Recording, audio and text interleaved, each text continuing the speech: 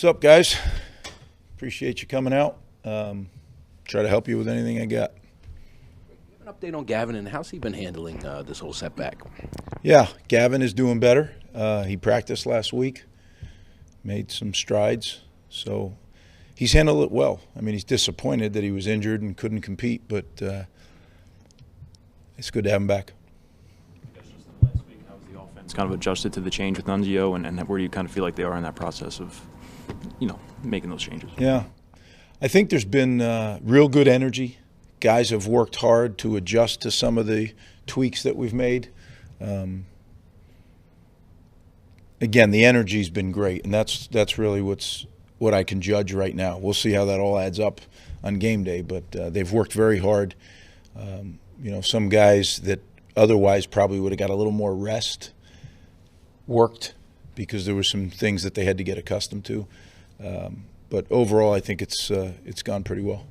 I want to go through a couple guys, but with Gavin, you mentioned that he's back in practice, and I can't remember exactly what wording you just used, but how would you classify him for Saturday? Is he game time decision, or how would you classify him? No, I think we're gonna have all three quarterbacks at our disposal. I think Gavin improved quite a bit. He practiced last week. Noah's hand is getting stronger by the day. It's not all the way back, but it's getting there. And Evan, although a little bruised up from playing a couple games, I think last week served them well to heal up. So I think we'll have our full quarterback pool. Just a few more guys. Longer B missed a couple games. Where's he? Not sure yet. It's going to be close. Hopeful, though.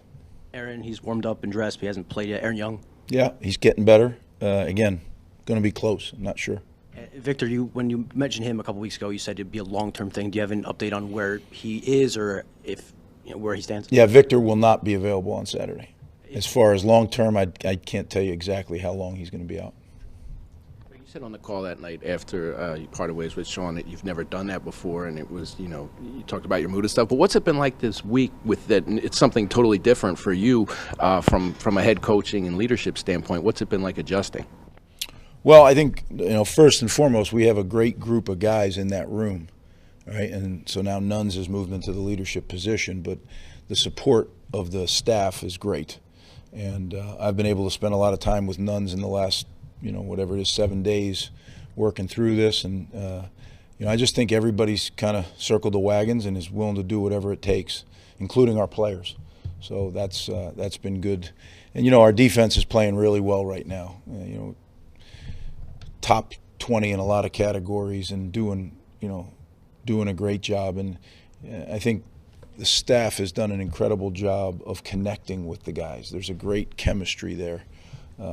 So hopefully we can kind of keep that rolling on defense. And as I said, that on Sunday night, and start to make offense a weapon that's similar to that. And I think special teams, if we detail it just a little bit better, we can really be a force. We've done some good things, but then we've also made some mistakes that have hurt us.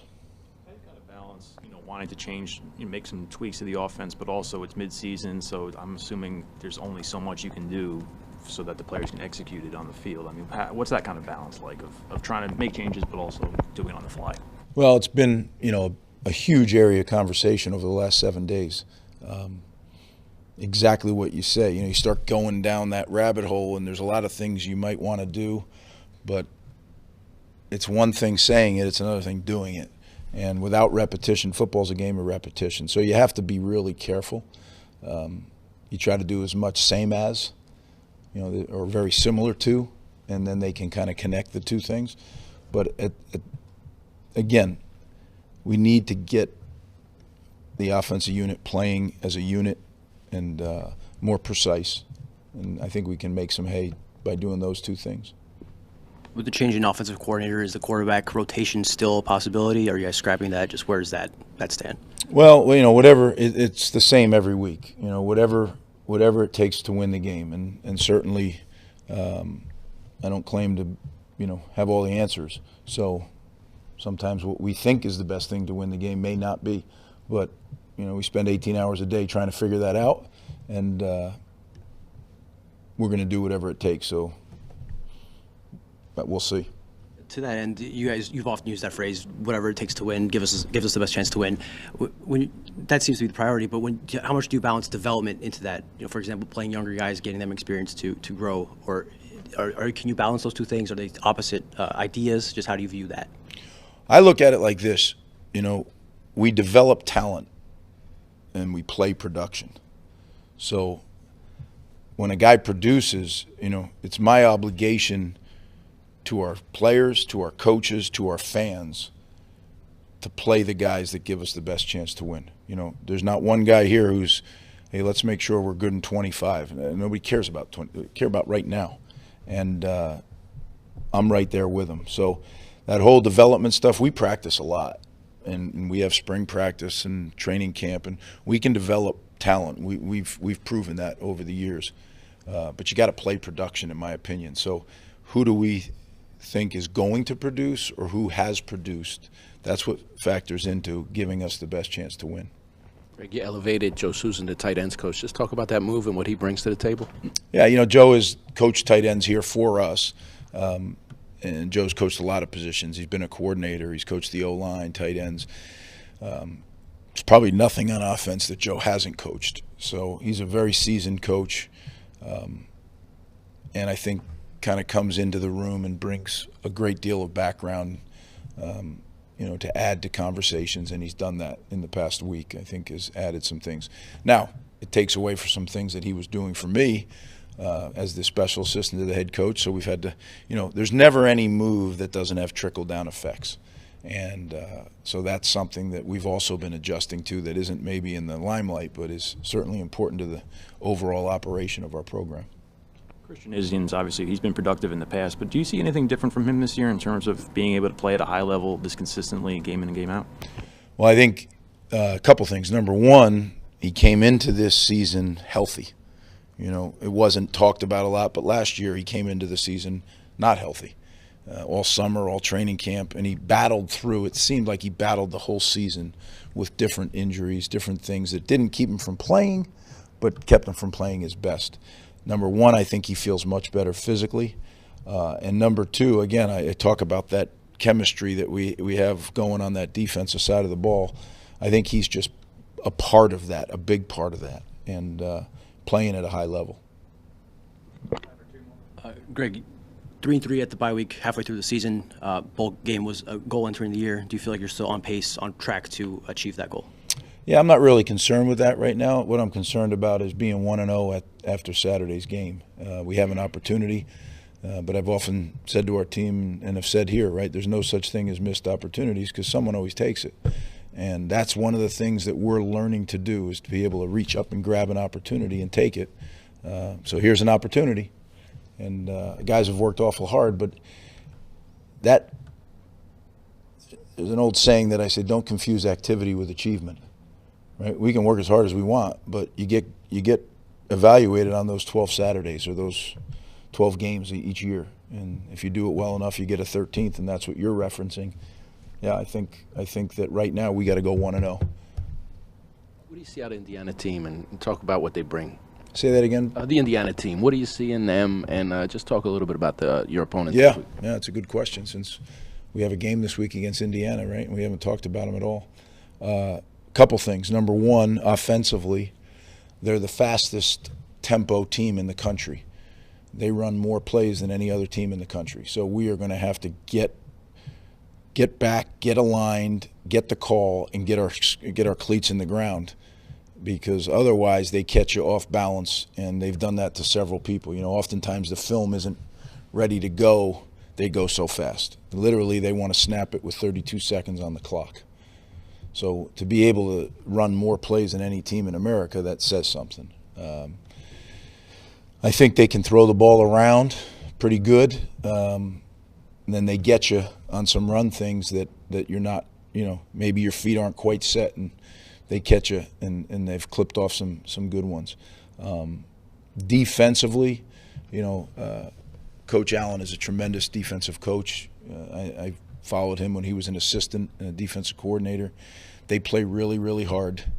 I've read where they're concerned about their tackling, but I look at them and they're a very physical team. And I know when you're when it's your team, you look at the issues differently. I think they're going to get.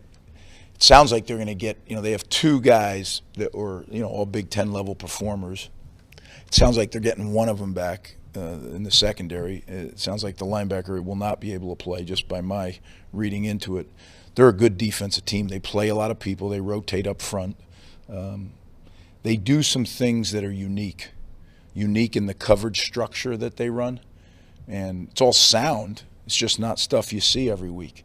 So really not the best when you change offensive coordinators, to add another variable in a different coverage structure. But, you don't get to pick your circumstances. You just have to be able to adapt to them. So that's what we'll do. On special teams, I think they're good. They get after it. They play really hard on special teams. And they know what they want to do on special teams. Sometimes you throw the tape on and you just can't really figure out what a team's doing. So that usually means they don't know they don't really know what they want to be. When you throw their special teams on, it is clear what they want to do, how they want to do it. They're very committed to their principles in special teams, and they play good players on special teams. So that'll be a challenge. It'll be 2 teams, I think, that are going to play really, really hard. And for our guys, we've had some great environments. Unfortunately, we haven't been able to give our fans a win, but now it's homecoming, so it'll be another great environment with a lot of alums coming back. So it's a great opportunity. Again, someone's going to grab it, and we're hoping it's us.